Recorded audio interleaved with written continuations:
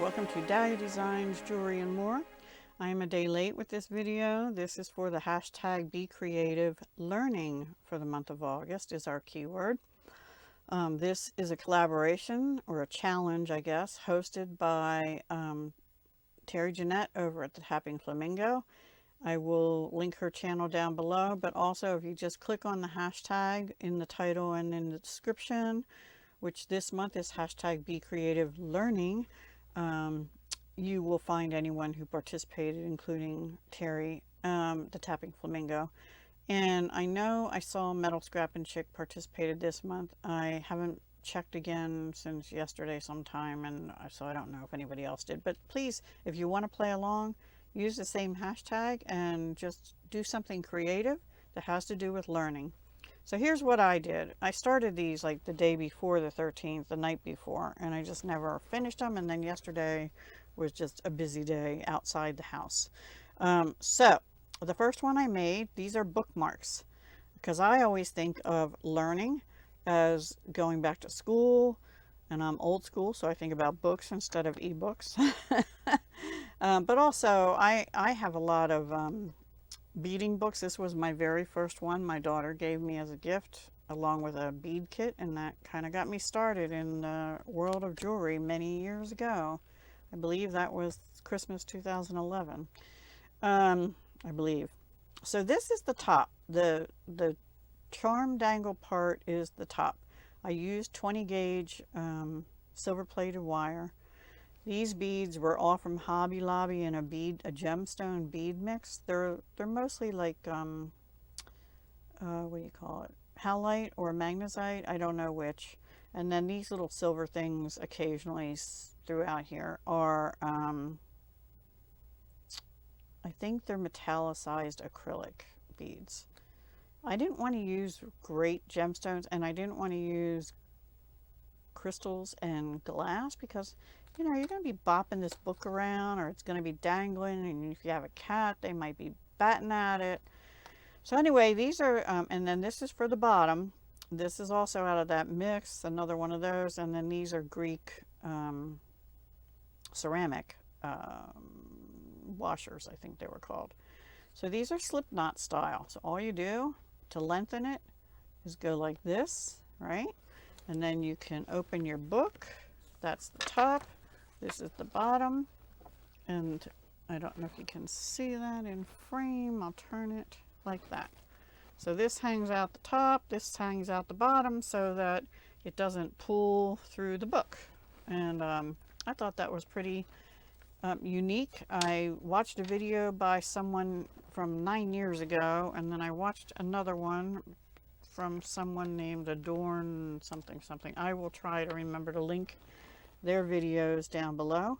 So as far as learning, I learned how to do these slip knots, which, you know, there's a lot of bracelets and necklaces that people have done with cording with the double slip knots, and then you just pull either tail and it closes or opens for you.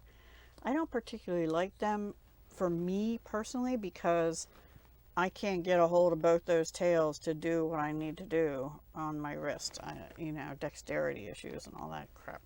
Anyway, and this one, I had these acrylic beads. They're baseballs, and some, these are those Greek ceramic again, but these are, what do they call these? Those were washers. These are gears. So I had some in red, and I just put them on red wax cord. Now I didn't put any wire in there, so this one is more flexible. And this is not a slip knot, this one here. I needed something to put this slip knot onto. So here we go again. This one pulls, and I just tied a baseball down at the bottom without a ceramic on the bottom one. And then we'll just put that through there. So if you have a smaller book, you know, you make it smaller, because this is really long. This will fit a bigger book than this even. Which I don't know how many books are bigger than that, but you just need to find which one slides there. This one, and yank it. You can go all the way down. These would be nice for like in your Bible. This would fit a decent sized book or Bible as well. Now you can make them shorter than this if you want. I was looking at this size book. I don't know what size is a standard size book, you know, actually. But so those are my two projects that I made this month for hashtag Be Creative Learning. And then I originally thought about apples, you know, for the teachers kind of thing. But I don't have any more of these beads. This I made a long time ago, years ago. And I made 6 pair and I only have 1 left, which I know or knew because I just almost finished doing physical inventory of all my jewelry pieces because I'm getting ready to sell, and I'm doing 2 craft fairs in early November. Well, I hope I am. I'm definitely doing one, and the following week, the 11th, I registered for one. I'm waiting to hear back by September 19th for that one. They're both indoor. I won't do outdoor anymore, especially in the cold weather and stuff. But it's just prone to too much, like wind, rain and wind, heat, freezing cold, you know, all the above. For outdoor, I have a tent and I have a table. I have it all, but I just prefer inside, especially with jewelry. And most of my jewelry is not acrylic, and you know, it's better not high end. Some of it is, but most of it is mid-range, you know. Anyway, so these are for sale. If anybody's interested, it's $5 plus whatever the shipping is. It'd probably be $3 to $4 shipping in a small bubble envelope, if anybody would like those. Otherwise, they're going back in my jewelry box. Jewelry, where I keep my made jewelry to sell. So yeah, these were fun. I'll try to remember to link the the videos where I learned how to do the slip knots from. There's a bunch of them out there, so it'll be easy enough to find them.